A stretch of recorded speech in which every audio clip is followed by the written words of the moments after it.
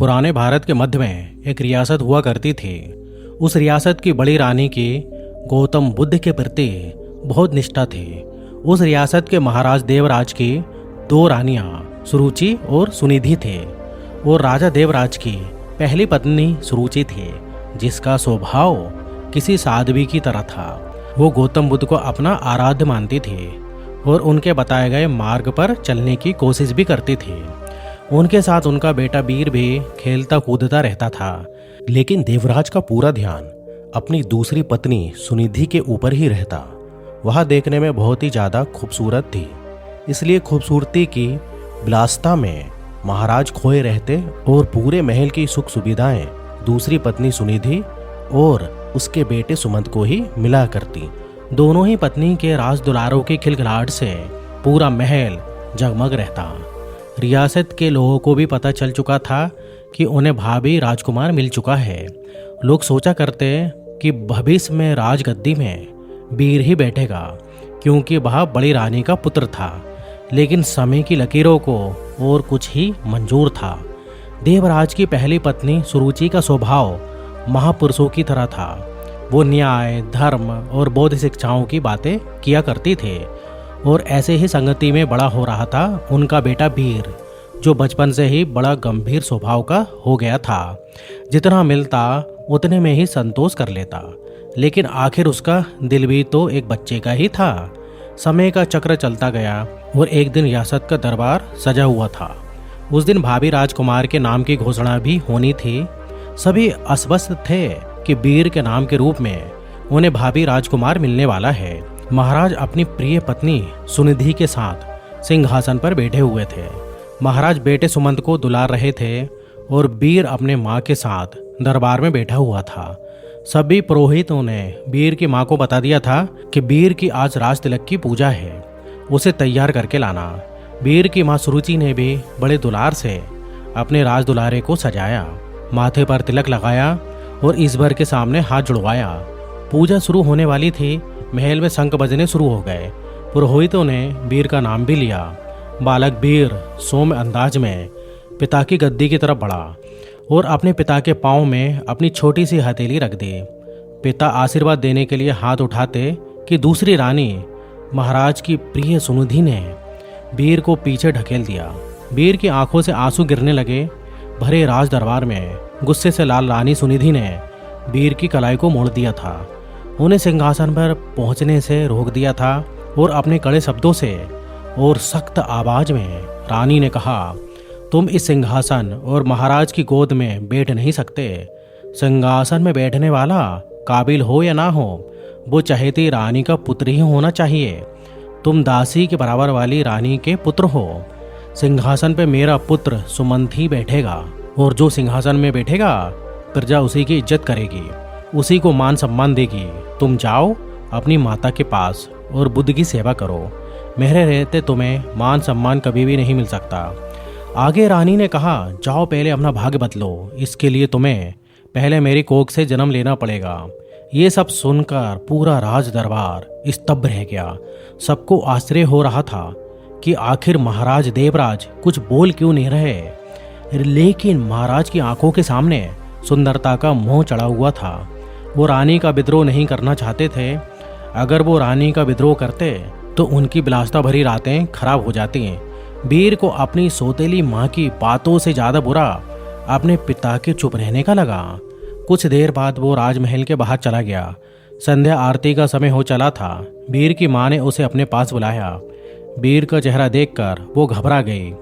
वीर ने उनसे कहा, पिताजी हमारे साथ ऐसा क्यों करते हैं? अब मैं क्या करूँ माँ? क्या मुझे कभी मान सम्मान नहीं मिलेगा?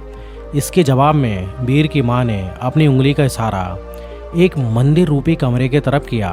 ये कमरा कुछ दूरी पर था और इसमें महात्मा बुद्ध की एक मूर्त रखी हुई थी, जिनके बताए गए मार्ग पर वीर की माँ चला करती थी।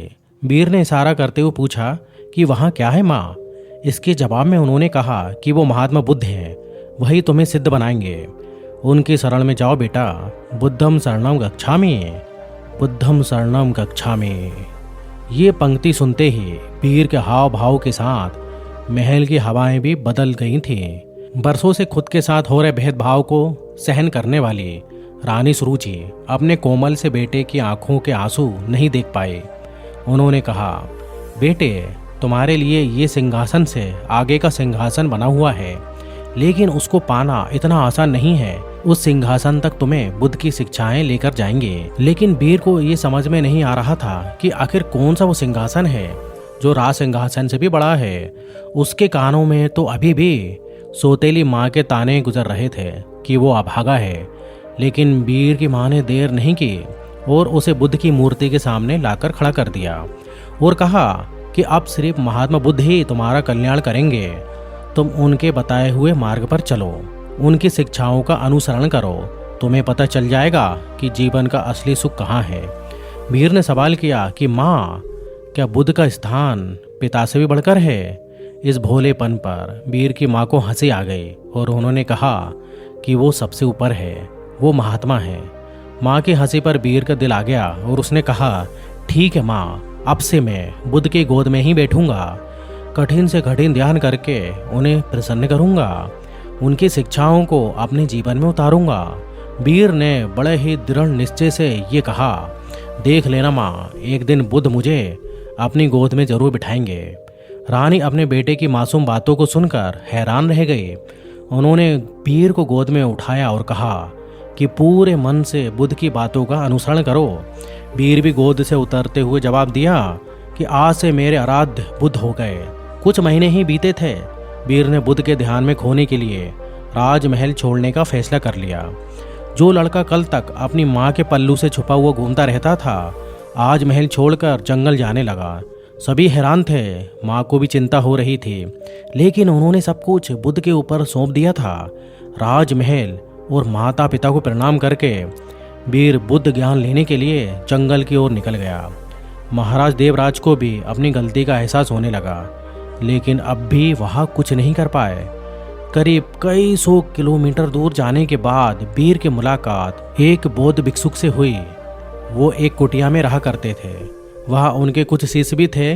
वीर ने बौद्ध भिक्षुक से ज्ञान मांगा और कहा कि उन्हें बुद्ध से मिलना है। इसके जवाब में बौद्ध भिक्षुक ने महात्मा बुद्ध की कहानी बताते हुए कहा कि खुद को जान लेना ही बुद्ध को जान लेना है। लेकिन फिर भी वीर ने बुद्ध से मिलने की जिद छोड़ी। तब भिक्षुक ने कहा कि तुम अभी आराम करो, मैं कल तुम्हें बुद्ध से मिलवाऊंगा। पूरी रात गुजर गई और वीर बुद्धम शरणम गच्छामि का जाप करता रहा। सुबह हुई तो वीर ने बौद्ध भिक्षुक से फिर सवाल किया। उन्होंने जवाब दिया कि अभी मेरी एक अंगूठी खो गई है, उसमें मेरी जान बसती थी, उसे ढूंढ दो, फिर मिलवाता हूँ। वीर भी उस अंगूठी को ढूंढने लगा। सुबह से रात हो गई, लेकिन अंगूठी नहीं मिली। फिर बौद्ध भिक्षुक ने वीर को दिया लेने के लिए कुटिया के अंदर भेजा। वहां पहुंचकर उसने देखा कि अंगूठी तो अंदर ही संभाल कर रखी गई है। ये दृश्य देखकर वीर को बहुत दुख हुआ और उसने बौद्ध भिक्षुक से कहा कि जब आपने अंगूठी को कुटिया के अंदर रख दिया था तो मुझसे बाहर क्यों तलाश करवा रहे थे?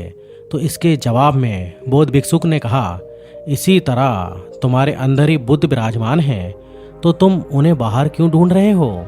खुद को मोह से, सम्मान से, लालच से, दूसरों की बुराई करने से, दिलासिता से, हर बुरी आदत से खुद को दूर कर दो, तो तुम्हें खुद के अंदर ही बुद्ध मिल जाएंगे। इस सीख से और महात्मा बुद्ध कैसे सिद्धार्थ से महात्मा बने थे, ये कहानी पूरी जानने के बाद वीर को पता चल गया था कि अब उसे बुद्ध के बताए गए मार्ग पर चलना है और गहरे ध्यान में डूबकर खुद को जानना है। धीरे धीरे समय बीतता गया और वीर आत्मज्ञान को प्राप्त होता गया। ऊंची चोटी पर पहुंचकर वो ध्यान में लीन हो चुका था। उसने अपने जीवन से सिंहासन की चाहत मिटा दी थी। उसे अब ऊंचे मन के सिंहासन पर बैठना था। समय के साथ साथ सन्यासी वीर की प्रसिद्धि भी बढ़ती जा रही थी। ये बात मध्य रियासत तक पहुंच गई थी कि पर्वत की शिला में कोई बड़े प्रतापी बौद्ध भिक्षुक ध्यान में मग्न रहते हैं। राजमहल के तरफ से उन्हें बुलावा भेजा गया। रियासत की हालत ठीक नहीं चल रही थी। महाराज का दूसरा बेटा पिलासिता में बर्बाद हो चुका था। सुनिधि का सौंदर्य भी खत्म हो चुका था। वहीं दूसरी ओर वीर की समृद्धि और लोकप्रियता दूर दूर तक फैल चुकी थी। एक दिन था जब वीर को सिंहासन पर बैठने लायक नहीं समझा गया था। एक दिन और आया। बौद्ध भिक्षुक के रूप में वीर ने राजमहल में कदम रखा। प्रजा की आंखों में आंसू भी थे और सम्मान भी। महाराजा और सुनिधि हाथ जोड़े बलानी में रो रहे थे। वीर की माँ के कानों में भी बच्चे वीर की कही बातें साफ साफ गूंज रही थीं। बौद्ध भिक्षुक रूपी वीर ने महात्मा बुद्ध की प्रतिमा को प्रणाम किया और कहा कि दूसरों की सेवा से बड़ी कोई विलासिता नहीं, कोई भी सिंहासन कोख से नहीं बल्कि काबिलियत से तय होता है। वीर ने राग सिंहासन का त्याग कर दिया और ध्यान करने के लिए मंदिर रूपी कमरे की ओर चलने लगे। वहाँ वीर को देखने वाले लोग महसूस कर पा रहे थे कि जैसे कोई शांति की मूर्ति चल रही हो। बुद्ध की शरण में जाकर एक साधारण सा बालक भी सिद्ध पुरुष बनकर लौटा था। दक्षिण हिमालय के बौद्ध गांवों के कुछ कथाओं में ये भी कहा जाता है कि लोगों ने बुद्ध मंदिर में वीर को जाते तो देखा था, लेकिन फिर उन्हें वापस लौटते किसी ने ना देखा। वहां पर उनके बौद्ध भिक्षुओं वाले वस्त्र रखे हुए थे। कहते हैं वीर बुद्ध की गोद में बैठ चुके थे, वे सिद्ध हो चुके थे। अब पता नहीं ये बात कितनी सच है, लेकिन इस कहानी से हमें सीखने को तो यही मिलता है कि ईश्वर, परमात्मा, बुद्ध, इन सब की तलाश बाहर करने से बेहतर अपने अंदर करें, अपने अच्छे कर्म करें और दूसरों की सेवा करें। विलासिता के जीवन में कुछ भी नहीं रखा। लालच और अहंकार से दूर रहें और महात्मा बुद्ध की मानव कल्याण की शिक्षा पर अमल करने की कोशिश करें। तो मित्रों, कहानी इधर ही खत्म होती है। उम्मीद करते हैं कि आपको इस कहानी से बहुत कुछ सीखने को मिला होगा। तो वीडियो अच्छा लगे तो वीडियो को लाइक कर दीजिए और इस टाइप से अगर आपको और भी वीडियो देखना है तो हमारे चैनल को सब्सक्राइब भी कर लीजिए। तो फिर मिलेंगे अगले वीडियो में। जब तक आप अपना ध्यान रखिए। धन्यवाद।